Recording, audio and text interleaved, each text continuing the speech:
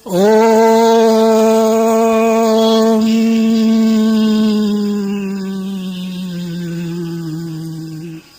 ओम का उच्चारण घंटा निनादवत करना चाहिए, जिससे कि प्राणी का अंतः स्थल में जो नसें आदि हैं वो सब खुल जाती हैं। ओम चैतन्यम शाश्वतम शांतम व्योमातीतम निरंजनम नाद बिंदु कलातीतम तस्मै श्री गुरुवे नमः। अज्ञानतिमिरान्धस्य ज्ञानाञ्जन शलाकया चक्षुरुन्मीलितं येन तस्मै श्री गुरुवे नमः। प्रेम से बोलो सच्चिदानंद भगवान की। 2 मिनट कीर्तन। जय सतगुरु दीन दयाल हरे,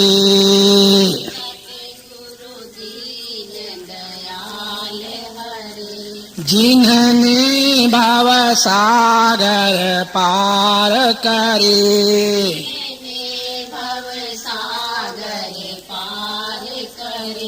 जब सुने ज्ञान के वचन भरे,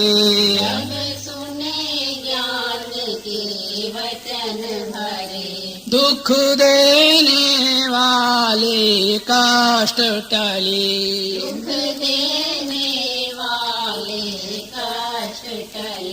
जय सतगुरु दीन दयाल हरि।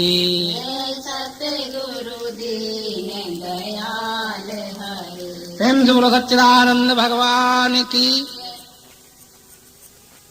अर्चनीय वंदनीय प्रातः स्मरणीय जगत नियंता की चरण शरण में विराजमान समुपस्थित संत समाज, मेरी ही आत्मा में विराजमान बंधुओं, माताओं और बच्चों, सौभाग्य से मनुष्य जन्म मिला। इसमें हम आपको इस समय मोह भंग की प्रक्रिया का वर्णन करेंगे। आप लोग शांति का आदान देते हुए सुने। सबसे पहले हमें ये समझना चाहिए, और जहां तक तुम्हारी मन बुद्धि दृष्टि जाती है वहां तक दृष्टि फैलाकर एक बात देखो कि ये सारी सृष्टि जैसी की तैसी, जहां की तहां, ये किसी मनुष्य ने बनाई है या किसी देवी देवता ने बनाई है या किसी और ने बनाई। तो पता चलता है, वेदोक्त सिद्धांत में ये पता चलता है कि इस सृष्टि का रचयिता ईश्वर कहलाता है। जो समस्त ऐश्वर्य को लिए हुए कंट्रोल में कंट्रोलर है, उसको ईश्वर कहते हैं। तो ईश्वर ने ये बनाई है, और कहाँ बनाई है? अपने अंतःकरण में उसने इस सारी सृष्टि को कल्पा है। इसलिए हम उसके अंतःकरण में कल्पने के नाते हम भी उसके अंतःकरण में आ गए हैं। माने स्वप्नवत उसने हमें अपने अंतःकरण में कल्प लिया है, और हमारे अंतःकरण के लिए ईश्वर का अंतःकरण हिरण्यगर्भ कहलाता है। हमारा अंतःकरण, हमारे स्वप्न में जो आदमी आएंगे, स्वप्न में जो जीव या जड़ चेतन आएगा, तो उसके लिए हमारा अंतःकरण हिरण्यगर्भ कहलाएगा। तो ये सारी सृष्टि हिरण्यगर्भ में स्थित है, ईश्वर के अंतःकरण में। संकल्प के कारण ये सृष्टि पैदा हो गई है। तो अब देखना ये है कि सृष्टि को 3 तरह से बनाया गया है। एक तो ईश्वर रचित सृष्टि कही जाती है, दूसरी जीव और ईश्वर ने मिलकर मिश्रित सृष्टि बनाई है, और तीसरी सृष्टि जीव ने अकेले बनाई है। तो ये देखना है कि ये सृष्टि को बनाकर क्या ईश्वर ने हमें बंधन या किसी नरक आदि में जाने का रास्ता प्रशस्त किया है? क्या हमारे को दुख देने के लिए सृष्टि बनाई है? तो जब ये कहा जाता है कि क्या दुख देने के लिए सृष्टि बनाई है, तो ये बात हम तुम्हें समझाते हैं। अलग अलग सृष्टियों को समझने के लिए, जो जैसी की तैसी, जहां की तहां, जैसे तुम्हारा शरीर, तुम्हारे माँ बाप का शरीर, तुम्हारे बंधु भाई का शरीर, या तुम्हारे रामकिरण, सूर्य, चंद्रमा, अल्लाह, गॉड, आत्मा, परमात्मा, जो भी नाम रूप वाले हैं वो सब ईश्वर के अंतःकरण में है। और नाम रूप से रहित जो है वो शुद्ध सच्चिदानंद परमात्मा ब्रह्म है। उसको ब्रह्म शब्द से कहा जाता है, या उसको सत्य, चेतन, आनंद एवं ज्ञान स्वरूप से के नाम से उसे जाना जाता है। तो वो तो परमात्मा एक रस है, और उसकी जो चेतना है जिसमें आई है, तो जिसमें सारा ऐश्वर्य आया है वो अंतःकरण है। अंतःकरण को संचालित जिस चेतना ने किया है उसमें जो परमात्मा है वो तो अधिष्ठान है, उससे कोई लेना देना नहीं। लेकिन जो अंतःकरण के अंदर ऐश्वर्य लेकर के बैठा हुआ है, उसको सबको आच्छादित किए हुए है, वो उसके द्वारा ये सारी सृष्टि क्रियान्वित होती हुई चेतन दिखाई दे रही, चेतन, जड़ चेतन स्वरूप दिखाई दे रही है। तो जिसके द्वारा जड़ और चेतन के स्वरूप बनकर दिख रही है उसका नाम ईश्वर है। और ईश्वर की सृष्टि में माता, पिता, बंधु, भाई, गुरु, पीर, संत, महात्मा, जो भी सूर्य, चंद्रमा, तारे, विद्युत, आकाश, रामकिरण, ब्रह्मा, विष्णु इत्यादि सब ईश्वर के अंतःकरण में फुरे हैं। तो ईश्वर के अंतःकरण में जो फुरे हैं,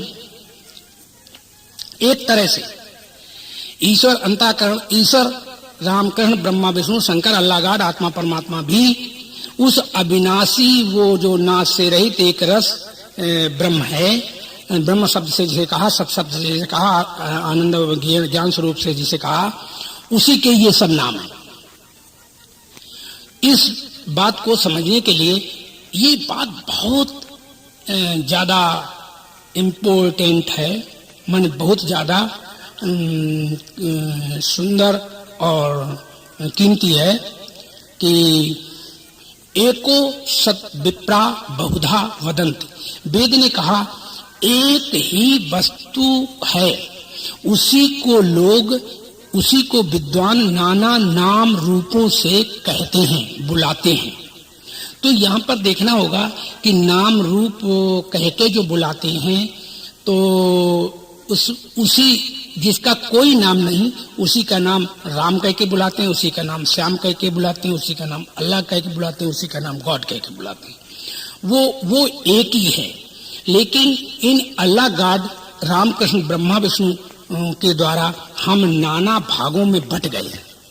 अस्तु ये नामधारी लोग, नाम वाले लोग हैं, यदि ये ऐसा जान पाए कि एक ही के सब नाम है, कहते तो सब है कि अल्लाह, गॉड, ईश्वर, आत्मा, परमात्मा सब एक ही, लेकिन ऐसा कोई ज्ञान नहीं रखता कि ये सब एक ही, तो हम लोग संप्रदायों में बट गए हैं। किसमें बट गए? संप्रदाय में। नाना संप्रदाय में बांटने वाला अगर कोई दुनिया में है तो ये नाम रूप वाले भगवान है। इन नाम रूप वाले भगवानों से जो लोग छुटकारा पा लेते हैं वो जीते जीते सत्य परमात्मा को प्राप्त करने में समर्थ हो जाते हैं। तो यहां हमें ये कहना है कि जो सृष्टि ईश्वर ने बनाई है, हमने देखना है कि क्या ये सृष्टि हमको कष्ट दे रही है, क्या दे सकती है, तो तभी तो हम इस सृष्टि को त्यागें। तो जैसे कि हमारे पिता, हमारी माँ, हमारी पत्नी, हमारे बच्चे भी हमने नहीं बनाए। किसी बाप ने एक पुत्र नहीं बनाया, किसी बाप ने अपना पुत्र नहीं पैदा बनाया, वो तो केवल द्वार भर होते हैं, और वो बनाने वाला जो है उसका ईश्वर है। तो ईश्वर की जब सारी सृष्टि है, तो जैसे अमेरिका में बम गिरे, लाखों आदमी मर जाए, तो हमको कोई दर्द नहीं होता। इतनी दर्द होता है भाई बुरा हुआ, मानवता के नाते, चेतना के नाते इतना लगता है कि हमें बुरा हुआ, ऐसे नहीं मारना चाहिए। लेकिन हमें ये जानना चाहिए कि हम उनको मरने से दर्द क्यों नहीं हुआ। क्योंकि अगर हमें पता चले कि अमेरिका में हमारे जहां बम गिरा है वो हमारे ही, जहां हमारे मामा, चाचा, ताऊ रह रहे हैं, वहीं उसी इलाके में गिरा है, तो हमें हाय हाय होने लगता है।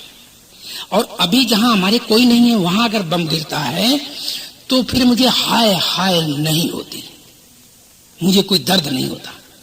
तो देखो, जैसे कोई कहे कि दिल्ली शहर में, हिंदुस्तान के दिल्ली शहर में बम गिरा या गिरेंगे, तो सबसे पहले हमारे या सबके अंदर ये बात आ जाती है, ये पहले आ जाती है कि हमारे भर ना मरे, बाकी सब मर जाए, कोई परेशानी नहीं। तो हमारे न मरे क्योंकि हमारे मरने से हमको दर्द होता है।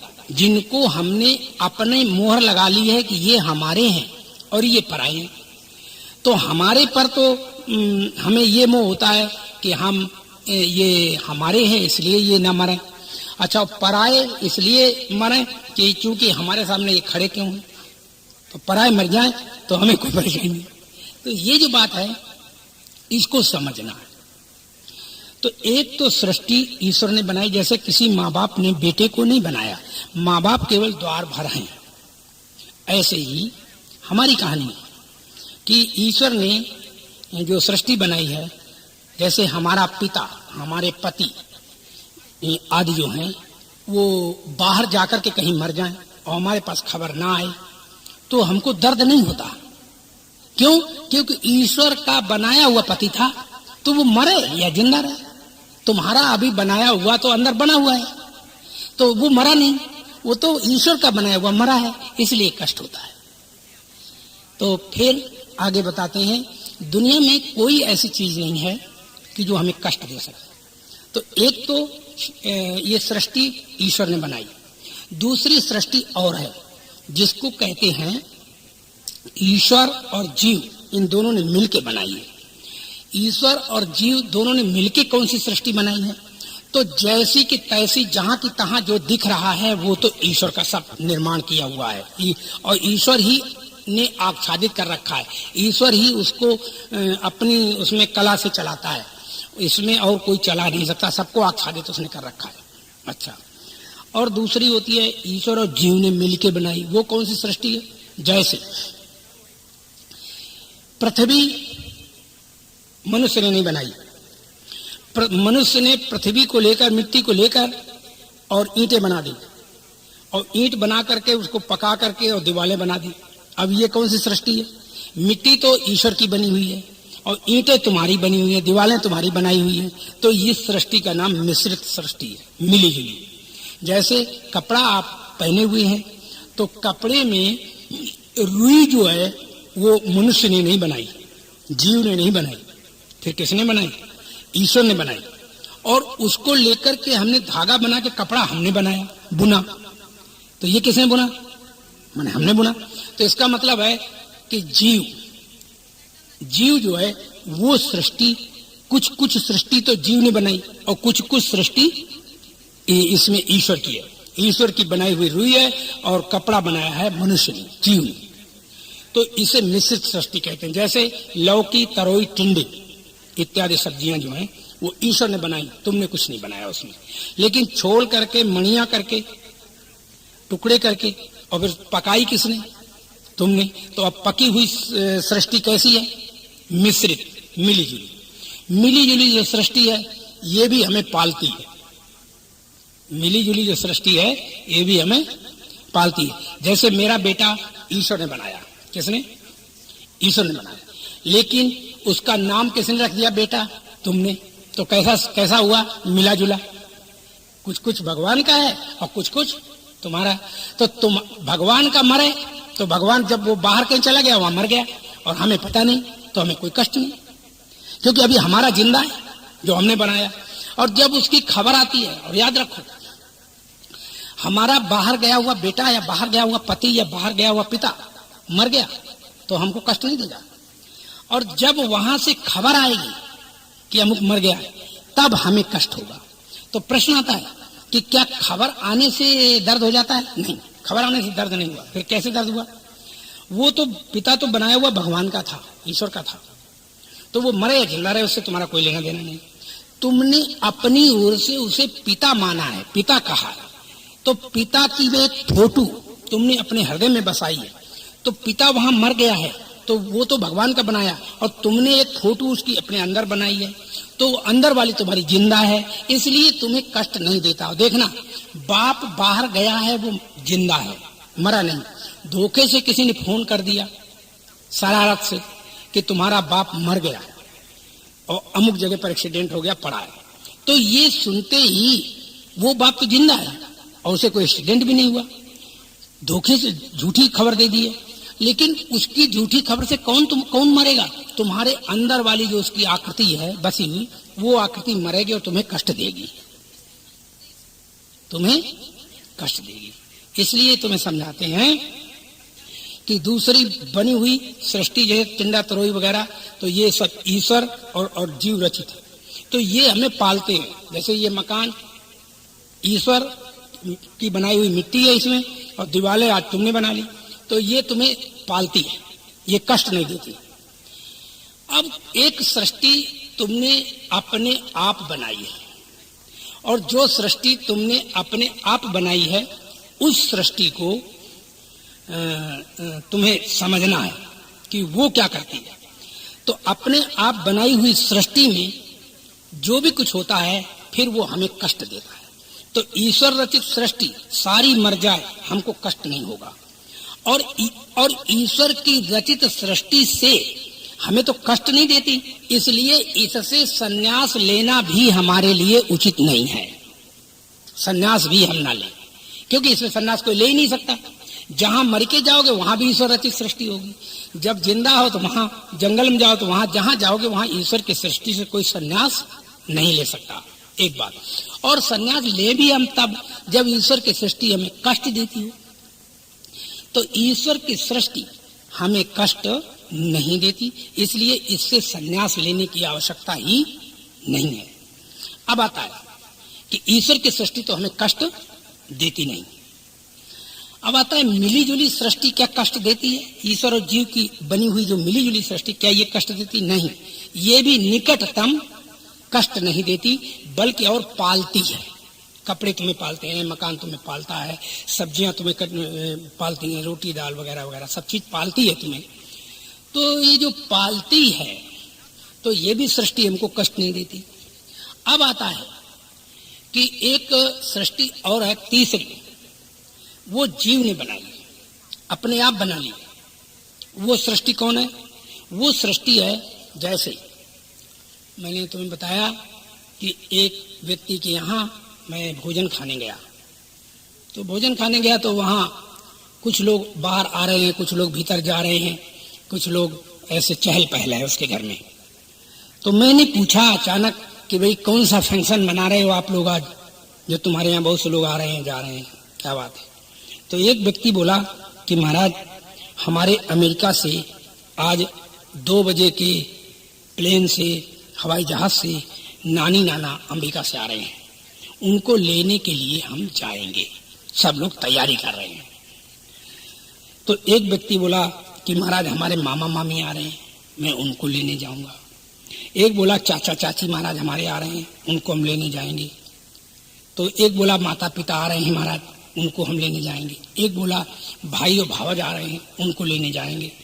तो हमने कहा कि ये बताओ कि सारा हवाई जहाज ही तुमने बुक करा रखा है, इतने सारे आदमी आ रहे हैं अमेरिका से? तो बोले नहीं महाराज तुम समझे नहीं। तो हमने कहा क्या बात हो गई, क्या नहीं मैं समझा? बोले आप ये नहीं समझे कि आदमी तो 2 ही हैं। आदमी कितने? और नाना नानी चाचा चाची भाई भावज माता पिता मामा मामी, ये कौन है? यानी 2 ही आदमी हैं, और इनके जो नाम हैं वो सबने अलग अलग रख लिए हैं। तो ये नाम भगवान ने नहीं रखे, ये हमने रखे, माने जीव निर्मित ये सृष्टि है।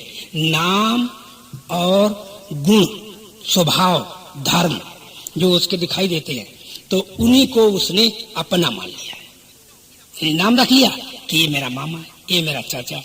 तो मामा चाचा जब मरेगा तुम्हारा तब तुम्हें कष्ट होगा, और मामा चाचा नाम ना रखो उसके और फिर मर जाए तो कोई कष्ट नहीं देता। इसलिए हमारी बनाई हुई सृष्टि ही हमें कष्ट देती है, ईश्वर की बनाई नहीं और मिलीजुली सृष्टि भी नहीं। जब भी कभी हमें कष्ट होगा तो वो हमारी बनाई सृष्टि हमें कष्ट देती है। इसीलिए हर व्यक्ति को वेद ने कहा है कि संन्यास ले ले, अंततो गत्वा, अंत में उसे संन्यास लेना चाहिए। किसी ने पूछा कि ये संन्यास किससे ले, तो संन्यास ऐसे नहीं, कपड़े रंग लो और घर छोड़ करके जंगल चले जाओ और फिर अपने घर के बच्चे भाई बंधु मामा चाचा को याद रखो, तो तुम्हारा संन्यास नहीं होगा। संन्यास तो तब होगा चाहे जहां रहो, माता पिता बंधु भाई इनसे तिलांजलि लेना है, इन नाम रूपों से। बहुत से लोग क्या करते हैं कि माता पिता बंधु भाई को तो छोड़ देते हैं, कहते हैं ये हमारे नहीं है, लेकिन बाहर जाकर के चेला चेली बना लेते हैं। अब वो चेला चेली बना लिए तो वो भी सृष्टि बन गई। अब चेला चेली मरेंगे तो फिर रोएंगे बैठ के। इसलिए जो समझदार व्यक्ति है वो संसार में कहीं रहता है, वो कुछ बनाता नहीं है और सब कुछ काम चलाओ सरकार चलाता है। काम चलाओ सरकार कैसी? जिसको जो चाहा नाम रख लिया। जैसे हम बाजार में जाते हैं, मार्केट में जाते हैं, किसी भी आदमी से हम कहते हैं भाई साहब, बहन जी, माता जी, हरी साड़ी वाले, लाल साड़ी वाले, टोपी वाले, घड़ी वाले, रिक्शा वाले, तो ऐसे कह के अपना काम चला लेते हैं। तो हमें कोई उनके नामों से कोई लेना देना नहीं, लेकिन काम चला लिया अपना। तो ऐसे यदि नाम के द्वारा काम चलाओ सरकार बनाई जाए, नाम रखे जाए, तब तो ठीक है।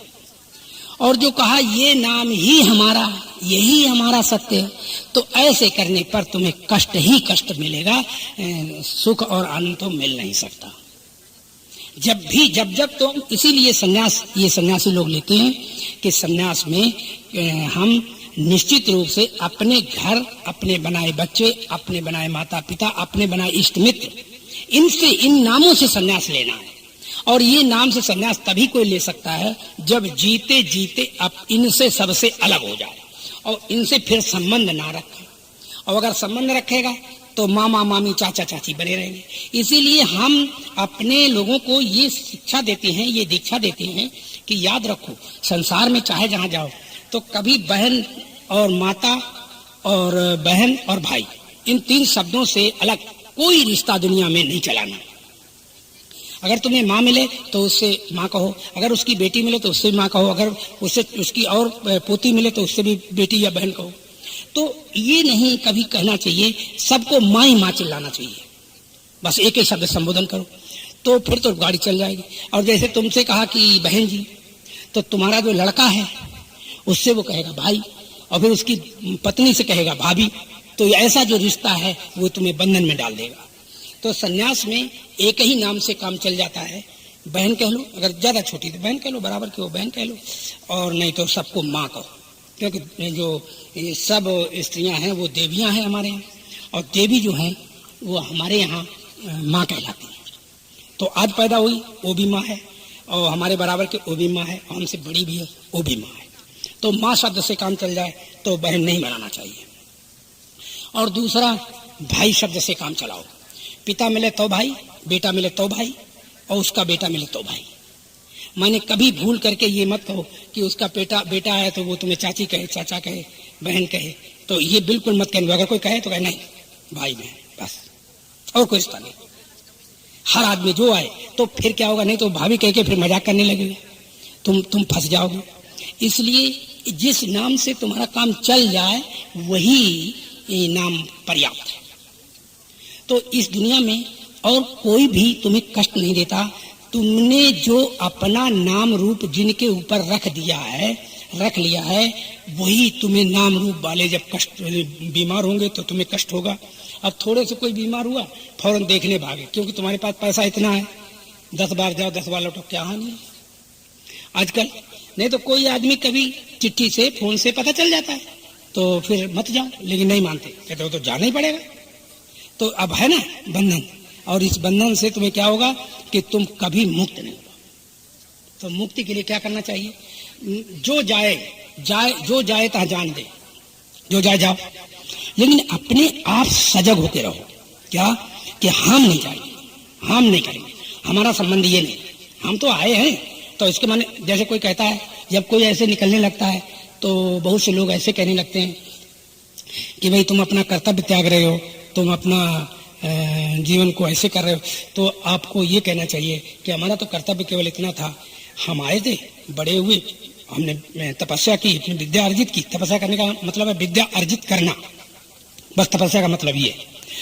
और इसके बाद हमने उसका सदुपयोग किया, सर्विस कर ली, धन कमाया, और धन कमाया, वो धन भी आपने तुम्हें दे दिया, अपने बच्चों पर लगा दिया, और बच्चों के लिए है। तो फिर हमारी आगे कोई जिम्मेदारी नहीं, क्योंकि मैं कुछ लिए नहीं जा रहे, मैं अब तो बिल्कुल अकेला जा रहा। अब ये हमारी माने हमारे जीवन काल में जो हमें मिल रहा है, जो हमें पेंशन आदि मिलेगी, उस पर किसी का अधिकार नहीं है, वो केवल समाज के लिए है। अब हम समाज पर खर्च करेंगे, अब हम जगत पर नहीं करेंगे, अपने लिए नहीं करेंगे, अपने वालों पर नहीं करेंगे। तो फिर भी हम विवाह कर देते हैं, फिर भी उनके पीछे हम लगे रहते, तो फायदा क्या हुआ? हमने एक चीज को बाहर निकाल दिया।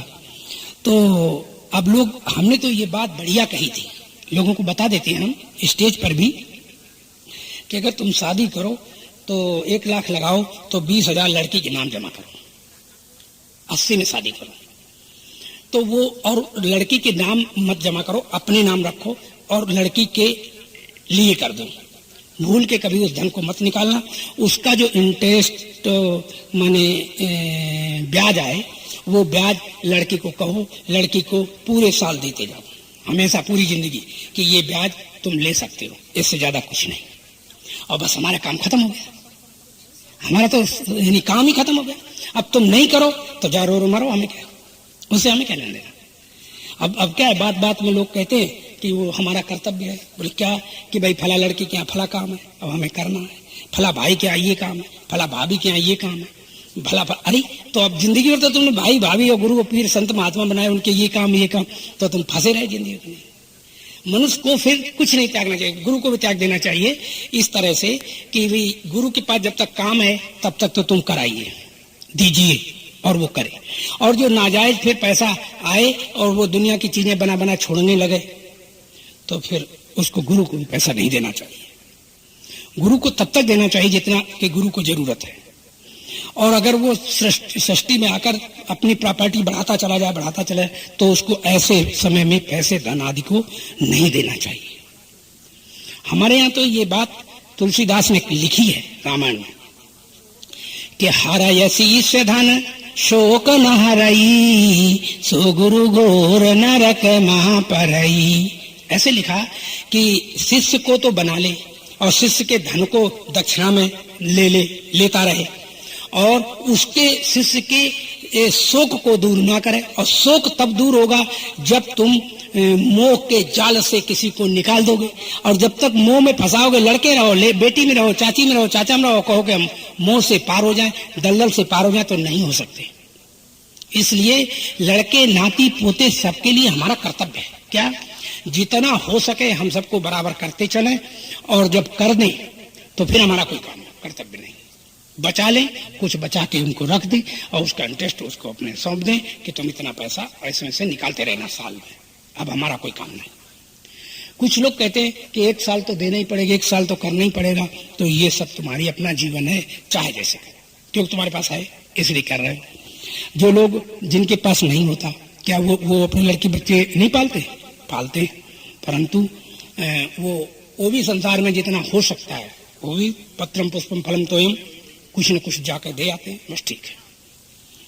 तो सृष्टि में आए हो, तुम्हारा बनाया हुआ जगत, तुम्हारी बनाई सृष्टि जो नाम रूप वाली है, क्या है तुम्हारी बनाई हुई सृष्टि? नाम और रूप, बस ये तुमने बनाया है। और नाम रूप वाली सृष्टि ही जब मरेगी तो कष्ट देगी। और जो सारी जो सृष्टि है जिससे हम काम चलाऊ नाम रख लेते हैं, तो वो